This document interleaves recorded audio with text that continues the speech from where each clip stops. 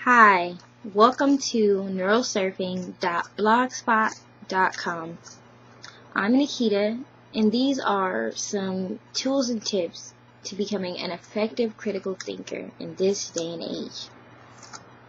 You have to know what critical thinking is. A good definition that I found online is critical thinking is a disciplined manner of thought a person uses to assess the validity of something. If critical thinking is a hard subject for you, like it was for me, it might be easier if you approach it as evaluative thinking. You may be wondering why critical thinking is even important. All actions, decisions, and judgments come from assumptions. If they're false, invalid, or inappropriate, we'll make poor decisions and judgments in life.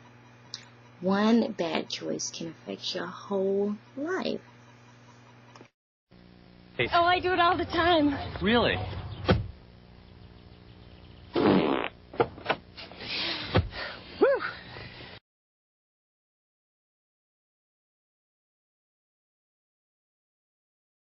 If we didn't have critical thinking, we would accept and value anything that anybody tells us. Honest answers. Call me now for your free reading. Without critical thinking, we would blindly accept and value all justifications given by anyone because they had power. For example, political leaders. I want you to listen to me. I'm going to say this again. I did not have sexual relations with that woman, Miss Lewinsky. If you're anything like me, you live on the internet. Without critical thinking, you will believe everything.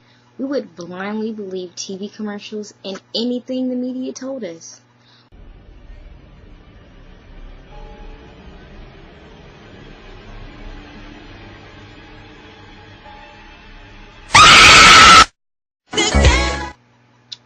Without critical thinking, we would blindly accept anything that's written in a textbook.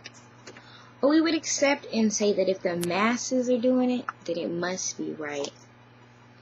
The list goes on and on and on about how foolish we would be without critical thinking.